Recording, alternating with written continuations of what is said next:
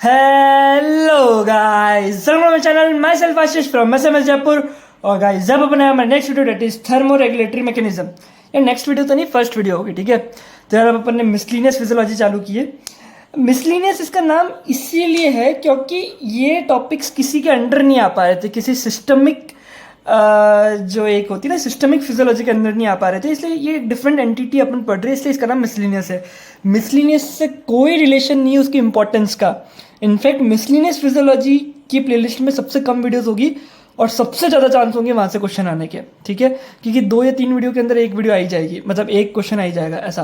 तो मिसलिनियस नाम है इसका, ये मतलब नहीं इंपॉर्टेंट नहीं है, ये बहुत इंपॉर्टेंट है, ठीक है। अभी अपन पढ़ेंगे थर्मो रेगुलेटरी मैकेनिज्म। मिसलिनियस बस इसलिए क्योंकि अलग अलग एंटिटी में अपन टॉपिक पढ़ने वाले, कहीं आ नहीं पा रहे थे सिस्टम में, ठीक है। तो थर्मो रेगुलेटरी मैकेनिज्म पे स्टार्ट करते हैं। देखो यार, क्या है ना, बॉडी के अंदर टेम्परेचर का रेगुलेशन मेंटेन रखना बहुत ज़रूरी है, वरना बड़ी दिक्कत आ जाएगी। टेम्परेचर कम होगा तो सारे एंजाइम्स और सब काम करना बंद कर देंगे। टेम्परेचर ज़्यादा होगा, वो कहते हैं ना अपन ऑप्टिमम एक टेम्परेचर चाहिए, नीचे भी दिक्कत ऊपर भी दिक्कत, समझ रहे हो। ज़्यादा ऊपर जाकर डीनेचर्ड कर जाएंगे, है ना। तो अपन को उतना मेंटेन रखना बड़ा ज़रूरी है, और उसी को मेंटेन करने के लिए अपन पढ़ते हैं थर्मो रेगुलेटरी मैकेनिज्म। देखो ये जो मैकेनिज्म है ना, इसके अंदर यार मतलब हर तरह का रिफ्लेक्स आ जा रहा है, मतलब ऑटोनॉमिक मैकेनिज्म भी आ रहे हैं, सोमेटिक मैकेनिज्म भी आ रहे हैं, एंडोक्राइन चेंजेस भी आ रहे हैं, बिहेवियरल चेंजेस भी आते हैं। तो हर जगह से ये चीज़ें चलती है। देखो होता क्या है, बॉडी के अंदर एक तो है अपने टेम्परेचर सेंसिटिव हाइपोथैलेमिक रिसेप्टर्स, ठीक है, और एक होता है अपने क्यूटेनियस टेम्परेचर रिसेप्टर। देखो जो क्यूटेनियस टेम्परेचर रिसेप्टर होते हैं, जो अपने स्किन में होते हैं, मेनली हैंड्स और फीट में, ठीक है। वहाँ पे एक्चुअली क्या हो रहा है कि वो रिसेप्टर्स बाहर के जो भी एक्सटर्नल इन्वायरमेंट में क्या टेम्परेचर चेंजेस हो रहे हैं उसको रिसेप्ट करते हैं, उसको देखते करते हैं, उससे सेंसिटिव होते हैं। जो टेम्परेचर सेंसिटिव हाइपोथैलेमस रिसेप्टर है वो एंडोजीनियस, जो एंडोजीनियस हीट प्रोडक्शन है बॉडी के अंदर, एंडोजीनियस क्या स्टेट है टेम्परेचर का, उससे उसके अकॉर्डिंग चलते हैं ये लोग, ठीक है। तो 2 अपने पास रिसेप्टर रहेंगे मेनली इसको मतलब काम करने के लिए। उसमें से भी ज़्यादा इंपॉर्टेंट है अपना टेम्परेचर सेंसिटिव। ये टेम्परेचर सेंसिटिव के अकॉर्डिंग एक्चुअली हाइपोथैलेमस जो है, एक है एंटीरियर हाइपोथैलेमस, एक पोस्टीरियर हाइपोथैलेमस। तो ये पोस्टीरियर हाइपोथैलेमस कब एक्टिवेट होता है, जब बहुत ज़्यादा बाहर कोल्ड हो रहा होता है, तो कोल्ड के रिस्पॉन्स में पोस्टीरियर हाइपोथैलेमस एक्टिवेट होता है, एंटीरियर वाला हीट के रिस्पॉन्स में, ठीक है। और ऑफ कोर्स ये क्यूटेनियस टेम्परेचर रिसेप्टर भी अपने मतलब यहाँ से सेंसिटाइज्ड होते हैं और इन्फॉर्मेशन देते हैं, और उसके अकॉर्डिंग अपनी बॉडी चेंज करती है। वो चेंज कैसे करती है वो भी अपन देखेंगे, बट इसी चेंज को अपन कहते हैं थर्मो रेगुलेटरी मैकेनिज्म, करेक्ट है।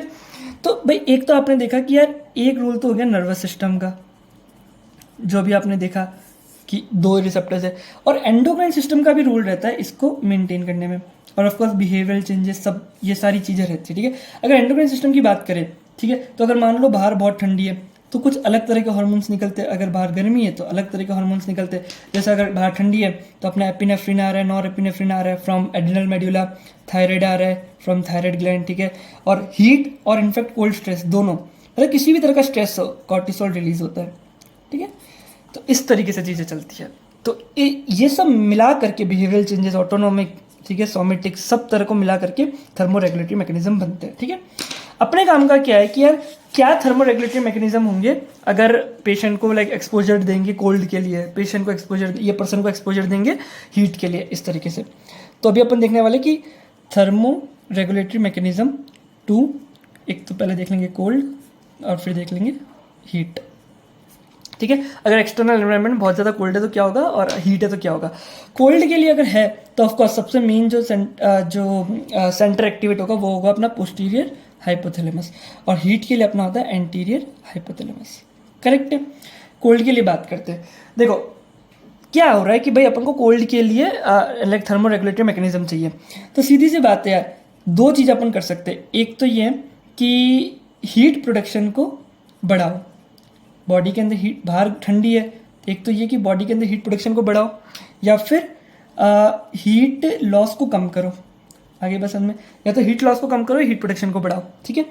और यहाँ पे हीट के अंदर अपोजिट हो जाएगा, पहले अपन कोल्ड देख लेते हैं, ठीक है। तो हीट प्रोडक्शन को बढ़ाओ, तो कैसे हीट प्रोडक्शन को बढ़ाया जा सकता है, देखते हैं। सबसे नॉर्मल जो आपके दिमाग में आएगा शिवरिंग, ठीक है भाई। ये एक्चुअली इन्वॉल्यूंटरी रिस्पॉन्स होता है स्केलेटल मसल का, जहाँ पे वो कॉन्ट्रैक्ट कर रही है और मेटाबॉलिज्म को बढ़ाती है, और उसकी वजह से हीट प्रोड्यूस होती है। तो आपने देखा होगा ठंड में अपन ठंड लग रही है ऐसे करते हैं, ठीक है। तो वो एक्चुअली शिवरिंग जो है वो इंक्रीज कर रहा है हीट प्रोडक्शन को। भूख, एक्चुअली क्या होता है, भूख लगती है, अपन खाना खाते हैं, तो उसके साथ साथ सिंपैथेटिक डिस्चार्ज भी होता है, उसकी वजह से भी हीट प्रोड्यूस होती है। साथ में कुछ वॉलंटरीली एक्शन करना, जैसे कि नाच लो, ठीक है।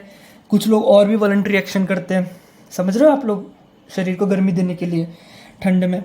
और साथ में TSH का सेक्रीशन, ठीक है, मतलब कुछ हार्मोन्स में बताओ तो कैटेकोलामिन का सेक्रेशन, जो भी मैंने आपको थोड़ी देर पहले बताया था, वो कोल्ड के रिस्पॉन्स में निकलते हैं, ठीक है। तो ये बहुत सारे आप काम कर सकते हो, शिवरिंग, हंगर, कुछ वॉलंटरीली एक्शन करना, डांसिंग हो गया, सभ्य तरीके से वो बोले तो डांसिंग, बाकी तो राधे राधे, ठीक है। मतलब मैं बोल रहा हूँ, मुझे क्या पता और भी होते होंगे भाई, खाना वाना बना लिया, वॉकिंग के लिए चलेगा, ये मेरा मतलब था, ठीक है।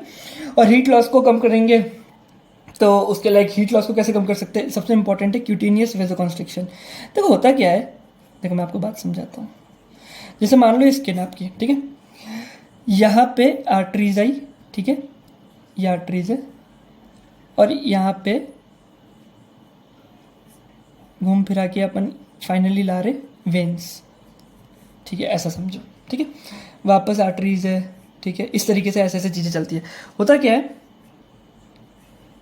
तो इस तरीके से मान लो ये आर्टरी है, ये वेन है, ये आर्टरी है, ठीक है। क्या होता है कि मान लो बाहर कोल्ड है, ठीक है, तो ये क्या होता है, यहाँ पे क्यूटेनियस वेसोकंस्ट्रिक्शन हो जाता है, ठीक है। तो ये वेसोकंस्ट्रिक्शन होने की वजह से क्या होता है, यहाँ पे तो बहुत सारा ब्लड है, यहाँ पे भी ब्लड है, यहाँ पे भी ब्लड है, और यहाँ पे वेसोकंस्ट्रिक्शन है, तो यहाँ पे थोड़ी देर के लिए ब्लड स्लो हो जाता है, स्ट्रेसिस रहती है। इसी वजह से क्या होता है, अब आर्टरी में जो ब्लड आ रहा है वो तो अपना गर्म है, बट जो स्किन से होकर के वीनस में ब्लड है वो ठंडा है। तो क्योंकि यहाँ से हीट लॉस ना हो जाए, इसी वजह से वेसोकंस्ट्रिक्शन होता है। और अब क्या होगा, ये जो वेन कॉमिटेंट्स है, ये आर्टरी से सारी हीट इन्हीं वेन ब्लड में डायरेक्टली चली जाएगी, और सिर्फ नॉर्मल ब्लड ही स्किन तक जाएगा। तो अपनी जो हीट है वो बच गई। कैसे कि आर्टरी से डायरेक्टली, क्योंकि आर्टरी वेना कॉमिटेंट्स में क्या होता है, एक वेन आर्टरी से पास चल रही है, तो आर्टरी से डायरेक्टली हीट उस वेन के ब्लड, वीनस ब्लड में चली जा रही है, और वो वीनस ब्लड डायरेक्टली हार्ट पर जा रहा है, फिर आर्टरी में जा रहा है, और स्किन में जाने से पहले वो वापस हीट देते रहे। इसे कहते हैं काउंटर करंट हीट एक्सचेंज। आगे बात समझ में, तो ये भी एक तरीका हीट लॉस को रोकने का। दूसरा अपन बात करें तो कर्लिंग अप, जैसे अपन कैसे सोते हैं ठंड में एकदम सिकुड़ करके, तो कर्लिंग अप हो जाना, कि लाइक बॉडी सरफेस को कम कर दो, जिससे की वजह से आपका मतलब समझ लो हीट लॉस ना हो। तीसरा हॉरिपाइलेशन, ठीक है। हॉरिपाइलेशन मतलब आपने देखते रोंगटे खड़े हो जाते हैं ठंड के अंदर। होता क्या है, जैसे कि मान लो आप इरेक्शन ऑफ द हेयर्स हो गया, due to contraction of the piloerector muscle की वजह से सारे हेयर खड़े हो जाते हैं, जिसे अपन गूज बम्प भी कहते हैं, गूज पिंपल्स कहते हैं, ठीक है। होता क्या है, उस बालों के बीच में हवा अटक जाती है। भाई एक तो होता है हवा का फ्लो जा रहा है, एक होता है उस बालों में हवा अटक जाती है। तो उस बालों में हवा अटकने की वजह से क्या होता है, वो मतलब हीट ले जा नहीं पाती। मतलब यार हवा एक स्किन है, हवा आई जा रही है, तो वो एक्चुअली हीट को ले जाएगी ना, समझ रहे हो, स्वेटिंग का कॉन्सेप्ट, इसे कहते हैं कॉन्वेक्शन, ठीक है। बट क्योंकि बाल रहते खड़े हो जाते, तो हीट की एक एयर की लेयर बन जाती है, वो अपने आप में एक इंसुलेशन की तरह एक्ट करती है, ओके। तो ये कारण थे, ये तरीका था कि thermo regulatory mechanism towards cold, ठीक है। अब अपन देखते हैं thermo regulatory mechanism towards heat. इसी का उल्टा है, कुछ नहीं है। या तो मैंने आपको बताया, या तो इंक्रीज करो हीट लॉस को, भाई अगर बाहर बहुत गर्मी है तो अपन को थोड़ी अंदर ठंडक चाहिए, या तो हीट लॉस बढ़ाओ, ये डिक्रीज, या तो हीट लॉस बढ़ाओ, ये डिक्रीज करो हीट प्रोडक्शन को, ठीक है। तो बॉडी में या तो हीट को प्रोड्यूस ही कम होने दो, ठीक है। ये सब उसके उल्टा ही अपोजिट होगा, ये मैंने गलत लिख दिया, यहाँ पे मैं लिख देता हूँ डिक्रीज हीट प्रोडक्शन और इंक्रीज हीट लॉस, ठीक है। हीट प्रोडक्शन को डिक्रीज करना, सब इसके उल्टा होगा। यहाँ पे शिवरिंग हो रही थी, यहाँ पे ऐसा कोई शिवरिंग विवरिंग नहीं होगा, ठीक है। यहाँ पे भूख थी, यहाँ पे एनोरेक्सिया हो जाएगा, ठीक है। आ रही बात समझ में, डिक्रीज हीट प्रोडक्शन। दूसरा वॉलंटरी एक्टिविटी यहाँ पे बढ़ा रहे थे, यहाँ पे बॉडी एक्टिविटी को कम कर देंगे, भाई काम वाम नहीं करूँगा तो गर्मी नहीं लगेगी ना, काम करने से गर्मी लगती है। और यहाँ पे TSH ज़्यादा था, यहाँ TSH कम कर दो, तो उसका उल्टा हो रहा है, मतलब रेगुलेटरी मैकेनिज्म ऐसे ही चलते हैं। हीट लॉस अगर अपन को बढ़ाना है तो यहाँ पे क्यूटेनियस वेसोकंस्ट्रिक्शन था, यहाँ पे क्यूटेनियस वेसो डायलेशन कर दो, करेक्ट है। स्वेटिंग, भाई अगर पसीना निकलेगा, इवापोरेशन होगा, कूलनेस देगा बॉडी को, ठीक है, तो इसकी वजह से भी हीट लॉस बढ़ रहा है, मतलब अपनी बॉडी से हीट जा रही है ऐसा। और रेस्पिरेशन रेट बढ़ा दो, तो इस तरीके से चीज़ें रहती है। तो ये थर्मो रेगुलेटरी मैकेनिज्म था। आगे मेरी बात समझ, तो खैर मोटी मोटी बात क्या है, देखो मैं क्या समझा रहा हूँ। देखो एक होम्योस्टेसिस है, अगर अपन होम्योस्टेसिस की बात करें तो एवरेज अपना क्या टेम्परेचर रहता है बॉडी का, अप्रॉक्सीमेटली 36.5 से 37.5, ठीक है। अब भाई मान लो कैसे भी करके टेम्परेचर बढ़ गया, दो केस हो सकते हैं, टेम्परेचर बाहर बढ़ गया, ये टेम्परेचर कम हो गया, ठीक है। टेम्परेचर कम हो गया मतलब ठंड वाला काम, ठीक है।